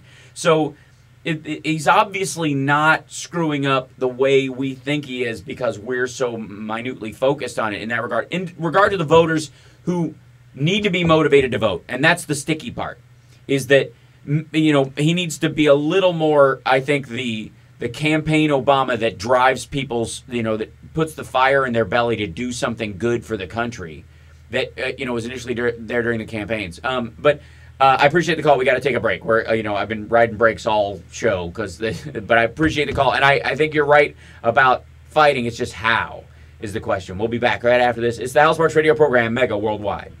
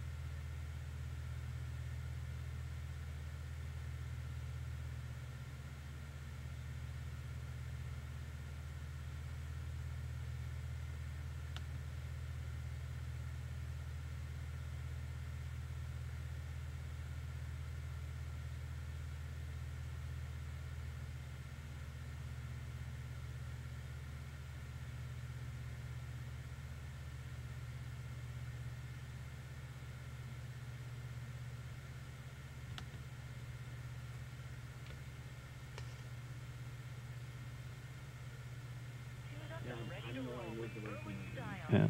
All right, Hal, you got 1 minute, and I've got that happy song ready. So if you want me to hit it, just cue me at any That's point. great. We'll do that after in the last segment. It'll be the top of the last segment. Yeah. Okay, that's cool. And you got David on the line. He's your only guy on hold. Excellent. That's great.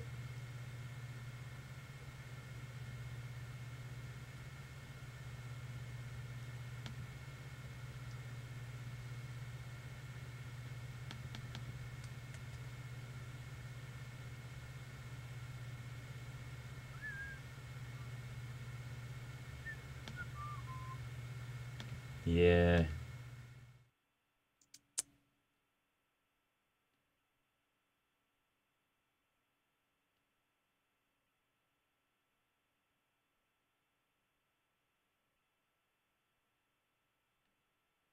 Coming back in 10. Cool. Seconds or minutes? I'm just kidding. All right.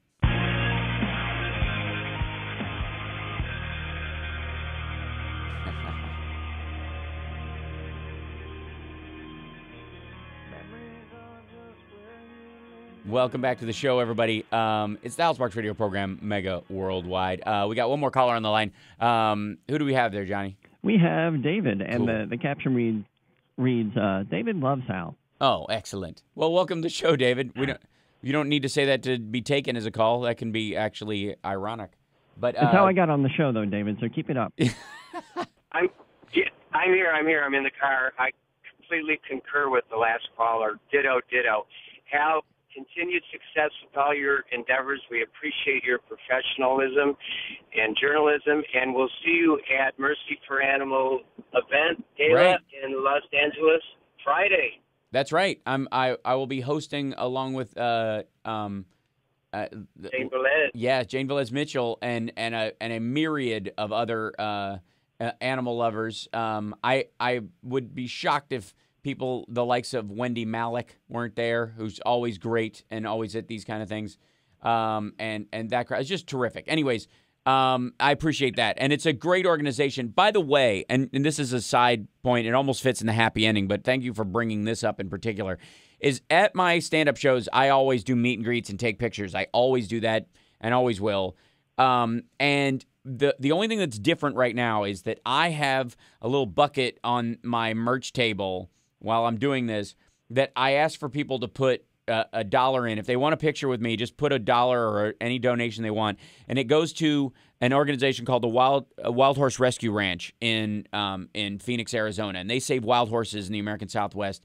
And they save police and military horses that are going to be put down or used for food. And, after they've, been, arguably, served our country, they're going to be served to another country. And that's not cool. So they do amazing work, and the horses are sort of the forgotten stepchild of protected animals.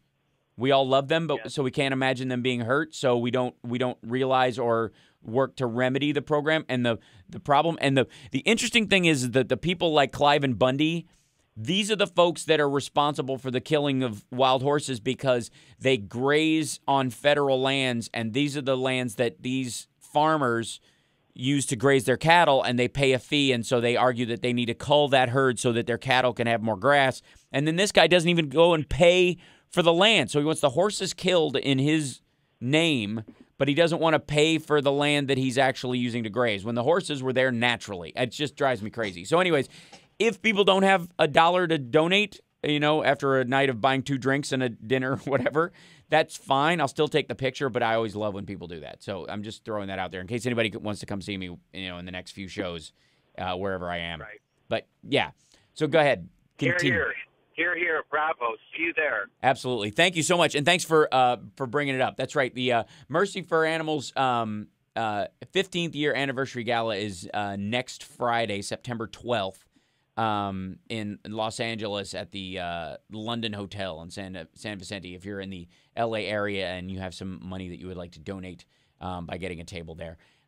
Wonderful work that those folks do. And it's my second year, I think, doing stuff with them, maybe third, actually. And they're terrific. So lovely, and thanks for bringing that up. Now, here's what I would like to talk about with you, Johnny Million. All right. You brought up the fact that Bob McDonald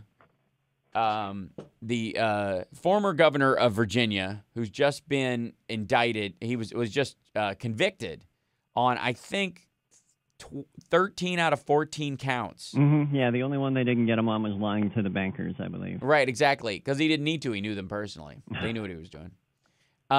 And Rachel covered this a little bit about his, he ran as a conservative Christian, total Christian coalition style candidate.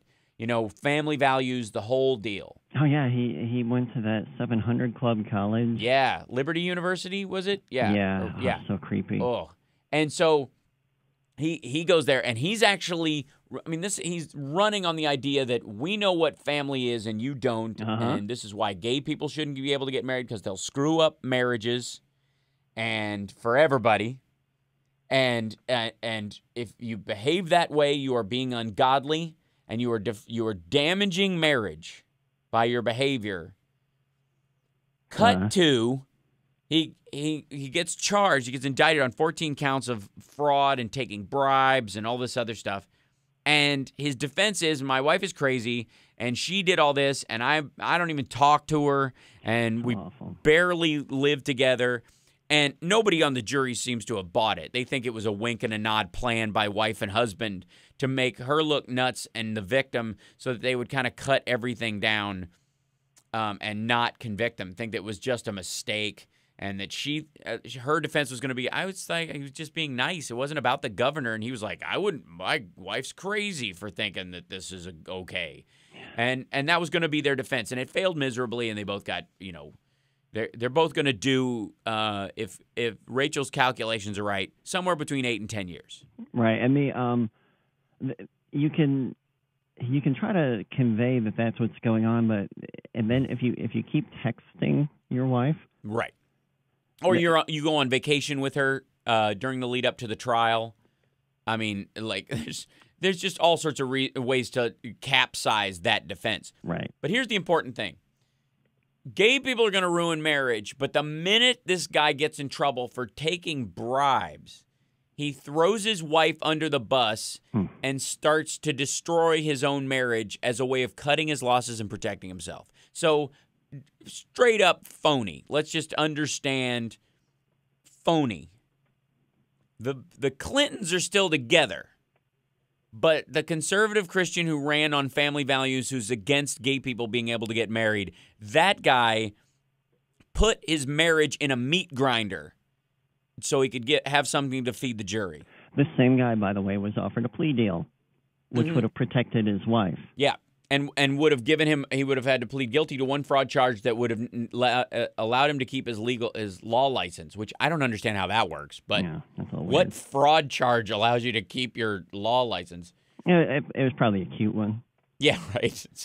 It's kind of an adorable one. Fraudulently making puppy faces at an animal you don't intend to pet. All right, so who among us would not have done that? That's adorable. So here's the fascinating. So as soon as he comes out of it, I think it was his wife who said, Jesus went through some hard times. Oh yeah, they came after Christ. Yeah, they came after Christ. Yes, they did. He didn't do anything. Yeah.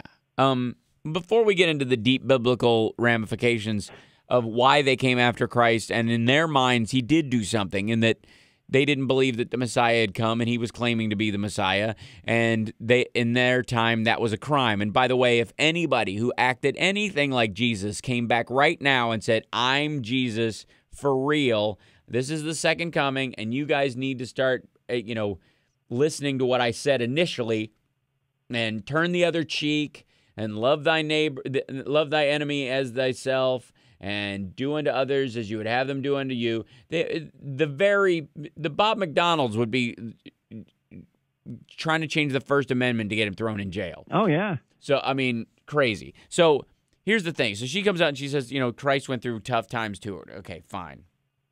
You're nothing like, Christ didn't take any bribes. No. That's like saying, my answer to that would be, Christ actually ran people like you out of the temple.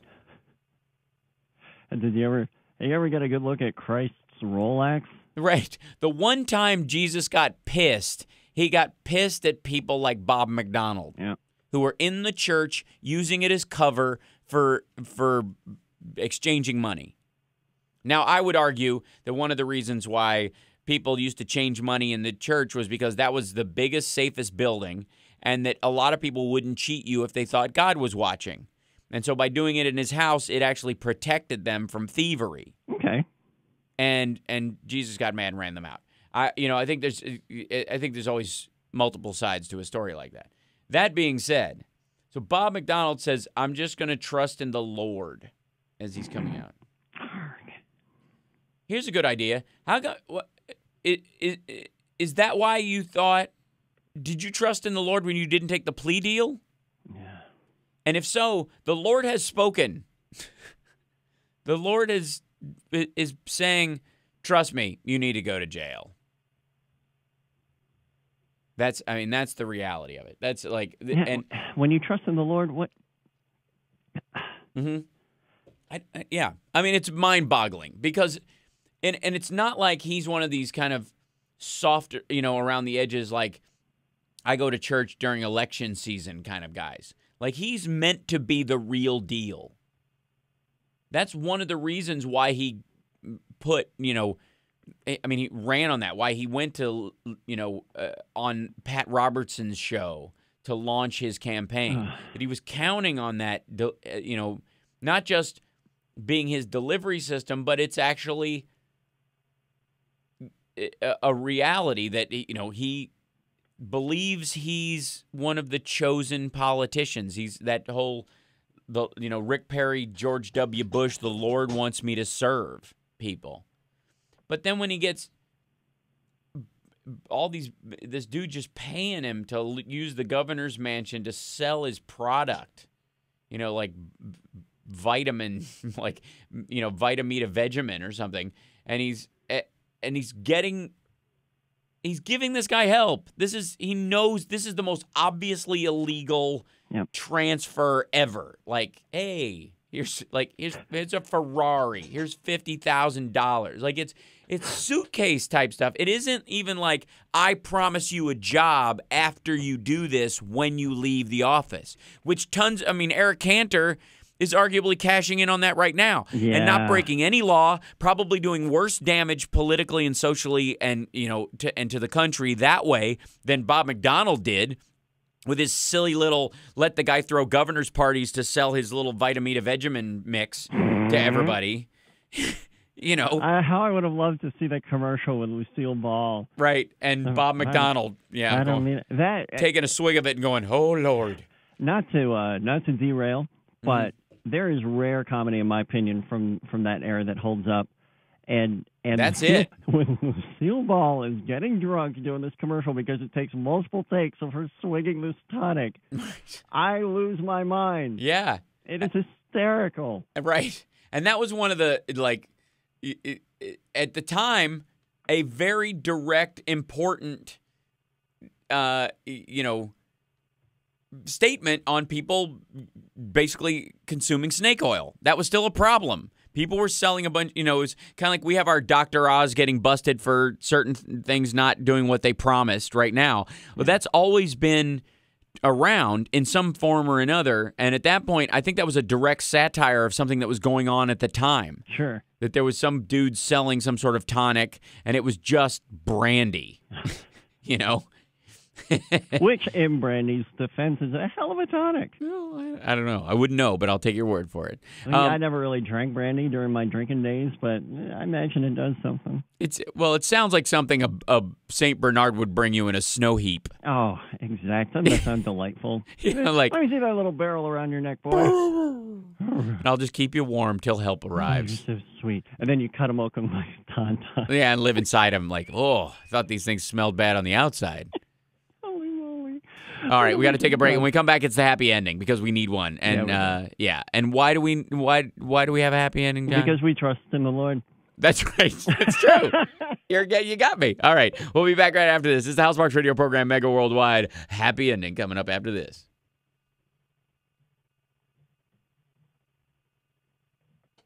Okay, I gotta find this clip. Damn it.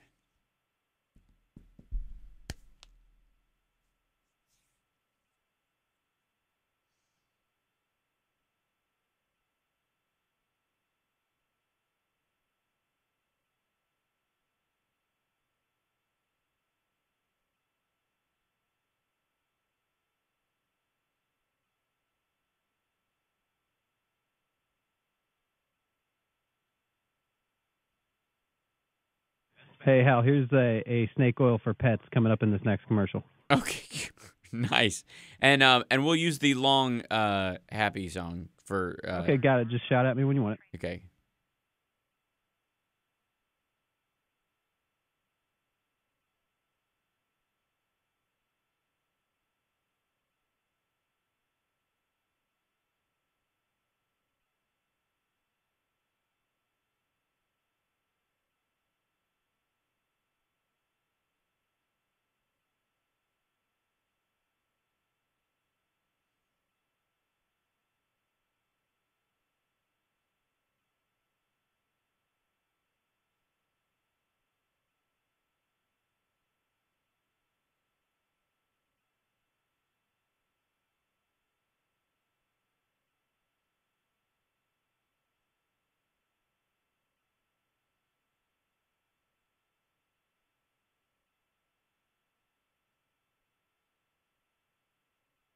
60 seconds.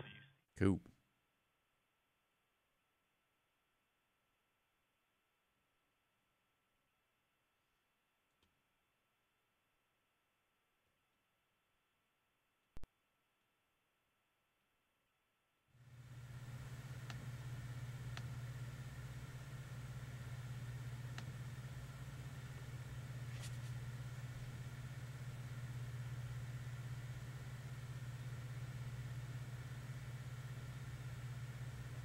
30 seconds.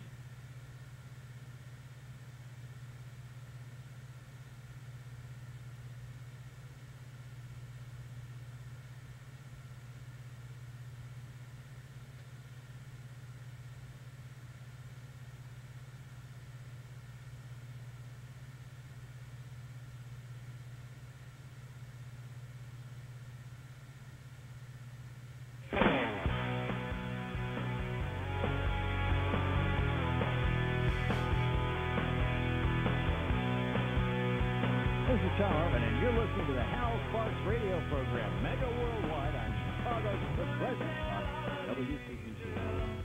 Okay, so we have a couple of great happy ending elements. Before you happy ending it, may I just say that Chris did not know that you're learning to fly? Oh, that's interesting.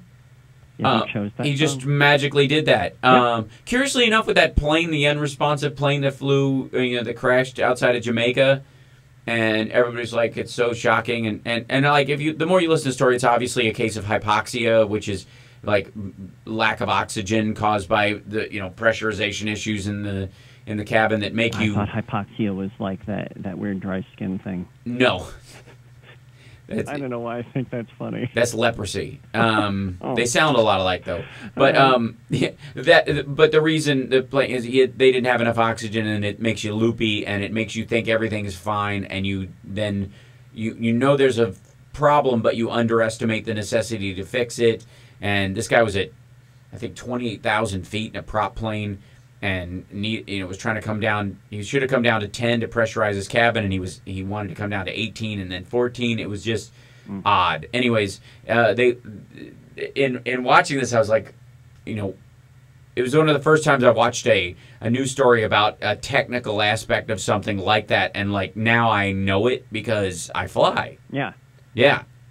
By the way, I think I'm going to solo for the first time first week in November.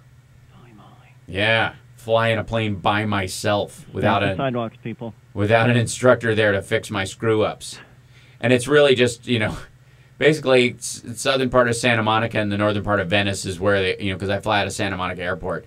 They're the ones who are gonna have to watch for me flying over their golf courses looking for alternate patches of ground to land on if I screw up. Oh boy. Okay, happy ending. Here we go. Do it. All right, do it.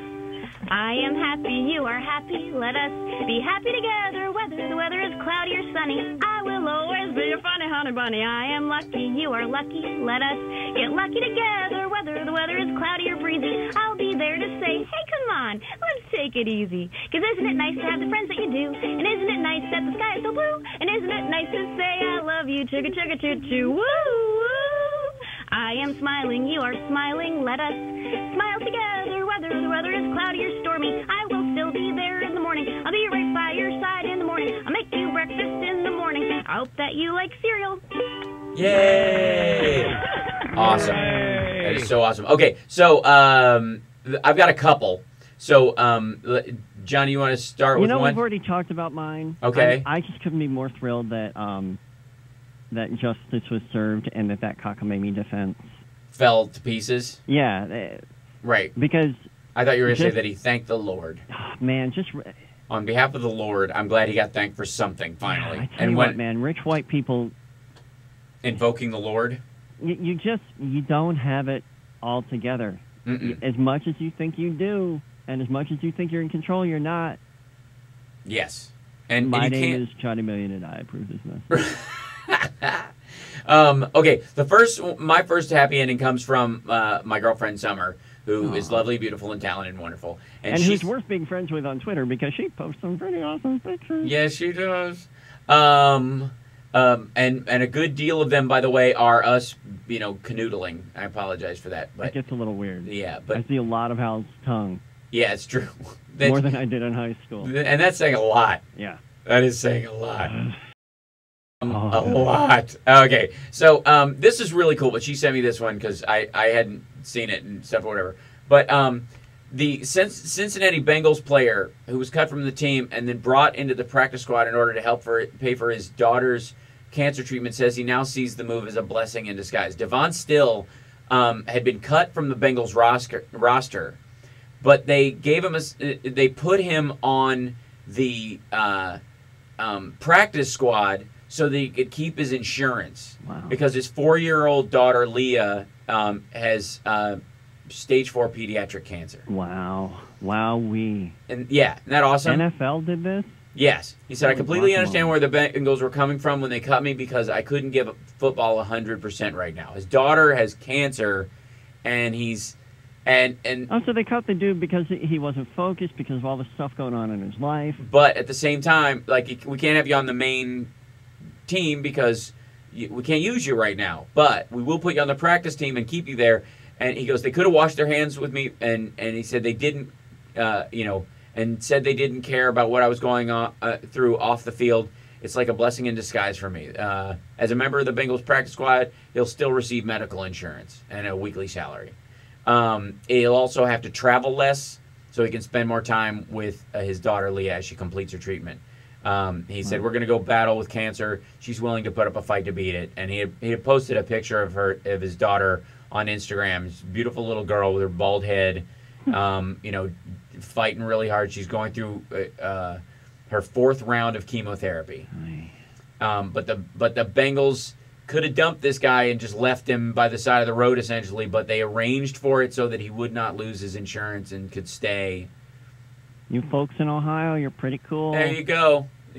It's nice when, all we hear basically about the NFL currently right now is that some racist idiot wants to keep the name Redskins because history. Right, or where is the gay drafted person showering? Right, exactly. That's mostly an ESPN problem. I saw fewer football players do that. That was more like just the commentators. It really is. The ESPN kind of ruined it for that dude. Yeah. But I think the Cowboys just picked him up. Yes, they did. Texas. They did indeed pick him up. So they, yeah. Texas. They got a lot of pickup trucks in Texas. Yeah, what's curious about... Well, Texas is becoming a very strange state in that regard. Wow. Yeah. Like, they're going purple. There's a major shift going on in Texas. Watch out for it to be a major mover in the next presidential election. Okay, you guys have... I don't know if Chris has one. He's had so much to deal with. Just getting the show on the air for him today. Do you have any happy endings, Chris? Are you just glad the show's over? I'm just so happy that Dennis will be back next week. I love you guys. This is a great show to be on, and I want to thank you guys so much for letting me help you out today. Yeah. But it's a great day. It's a great day at WCPT. Yeah. Right on, man. Thanks, man. Okay, so this is the other one. This one I think is great. There's a couple of articles with varying degrees of detail on it. This is it called "This is How People in the Middle East Are Making Fun of ISIS." As militants of the Islamic State continue their brutal offensive in Syria and Iraq, some have taken to a whole different line to attack the radicals: social media. In recent weeks, dozens of humorous campaigns ridiculing the extremist militants have emerged on Twitter and Facebook. some people, get freaked out because they consider it to be insensitive and inappropriate, but others defend it as a way to push back at the Islamic State's intimidation tactics. Sometimes you have to mock and to belittle, because sometimes belittlement is your enemy's greatest fear. And that is clearly the case when it comes to organizations like ISIS and ISIL. So there's tweets like ISIS movies. People are doing that. And like girls just want to have fundamentalism and Kill Bill, kill everyone, and Stoned, like that kind of thing. They made a Jihadi Vogue spoof cover, which is pretty genius. What does that mean? It's like a cover of they made Jihadi Vogue, so that like a cover of Vogue magazine, but it's called Jihadi Vogue, and it's like 8 reasons why mustaches are out, why khaki is back, dress for success, fashion tips for the caliphate, tips to choose the right hairband, because there's one dude who has his hair all pushed back like he's in Wu-Tang Clan. And these are from people like. People are creating Twitter names like Abu Wahib _ISIS and stuff like that. And the best part is in Lebanon, they did Now News did a parody of ISIS fighters stopping a guy at a checkpoint and complaining that Lebanon's political system is so complex they don't know who to overthrow. We're about out, Hal. Okay, awesome. Thanks so much, you guys. We'll see you next week. Thanks so much, Chris, for making it happen. And we will do this. Thank you, Johnny Million. We'll see you next week. It's the House Sparks Radio program, Mega Worldwide. Word.